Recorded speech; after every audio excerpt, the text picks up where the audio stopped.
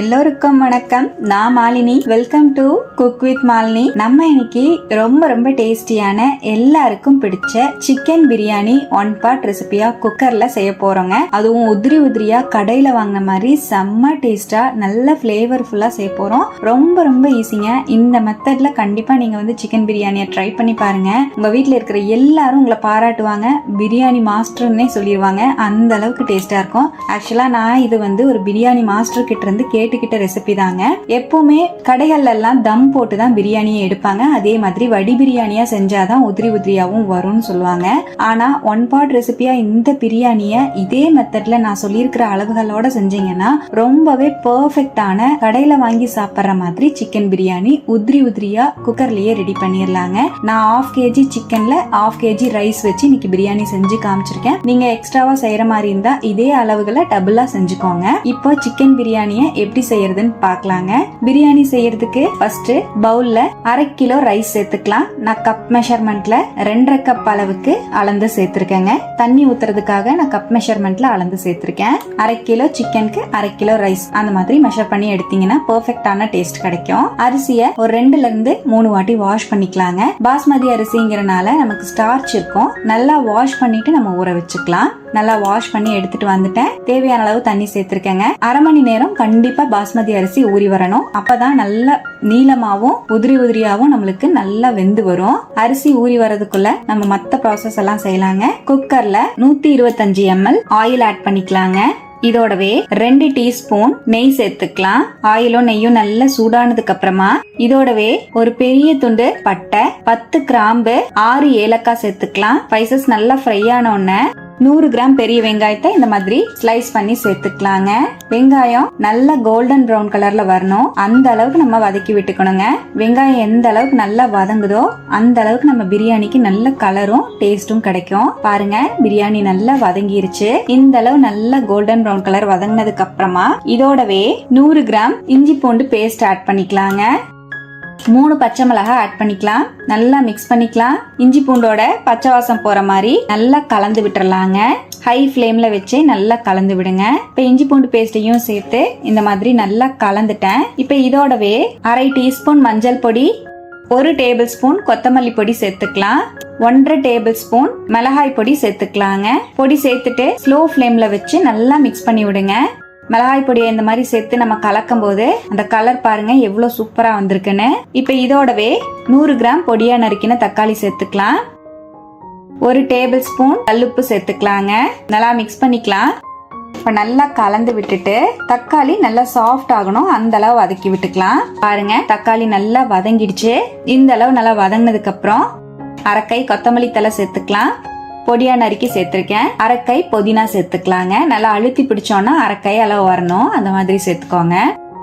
நல்லா மிக்ஸ் பண்ணிக்கலாம். புதினா மல்லியையும் சேர்த்து நல்லா இந்த மாதிரி கலந்து விட்டுட்டு இதோடவே 100 ml தயிர் சேர்த்துக்கலாங்க.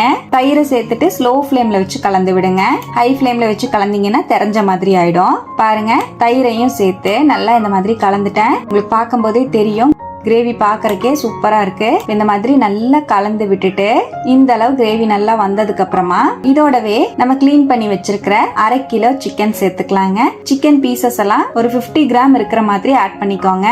ரொம்ப சின்னதா போட்டீங்கன்னா நமக்கு கரைஞ்சிரும். ஓரளவுக்கு மீடியம் சைஸ்ல இருக்கிற சிக்கன் பீசஸ வந்து சேர்த்துக்கோங்க. இப்ப சிக்கன் பீசஸையும் சேர்த்துட்டு நல்லா மிக்ஸ் பண்ணிக்கலாங்க. ஹை ஃப்ளேம்ல வச்சு 1 நிமிஷம் நல்லா கலந்து விடுங்க. ரொம்ப நேரம் நம்ம கலந்து விடணும்னு அவசியம் கிடையாது. நம்ம வந்து குக்கர் விசில் விடும் போதே சிக்கன் நல்லா வெந்து வந்துரும். இப்ப சிக்கனை சேர்த்து நல்லா கலந்து விட்டுட்டேன். இந்த மாதிரி நல்லா கலந்துட்டு இதோடவே நம்ம 2.5 கப் அளவுக்கு ரைஸ் எடுத்துருக்கோங்க. அதுக்கு 1 கப்புக்கு 1.5 கப் தண்ணி மெஷர் பண்ணி நம்ம ஊத்தணும். நான் மொத்தமா 3.25 கப் அளவு தண்ணி வந்து ஆட் பண்ணிக்கிறேன். 2.5 கப் ரைஸுக்கு 3.25 அளவு தண்ணி சேர்த்திருக்கேன். அதாவது 1/2 கிலோ அரிசிக்கு நான் அளவுகள் வந்து சொல்லியிருக்கேங்க. நான் மெஷரிங் கப்ல தண்ணி மெஷர்மெண்ட் வந்து நான் சொல்லியிருக்கேன். எம்எல்ல சொல்லணும்னா தண்ணி மெஷர்மெண்ட் வந்து 750 ml வந்து சேர்த்துக்கோங்க.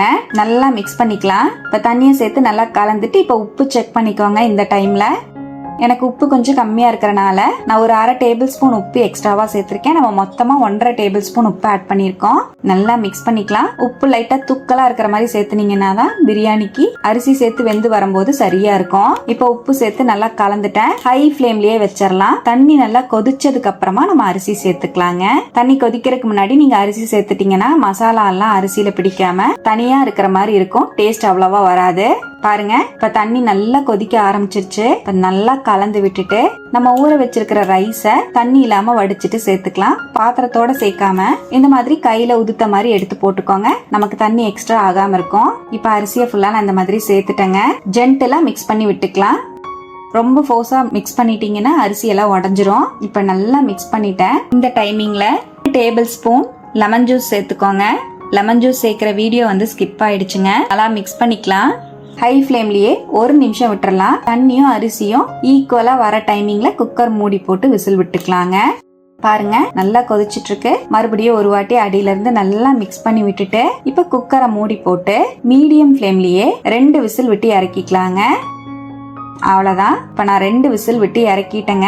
குக்கர் ஓபன் பண்ணிக்கலாம். நம்மளோட கம கமன்னு டேஸ்டியான மணமணக்கும் சிக்கன் பிரியாணி 1 பாட் ரெசிபியா சூப்பரா ரெடி ஆயிடுச்சு. பாருங்க, நம்ம சாதம் சூப்பரா வந்திருக்குங்க. கொலையாம அரிசி ஒட்டாம நல்லா உதிரி உதிரியா சூப்பரா கடையில வாங்குற பிரியாணி மாதிரியே வந்திருக்கு.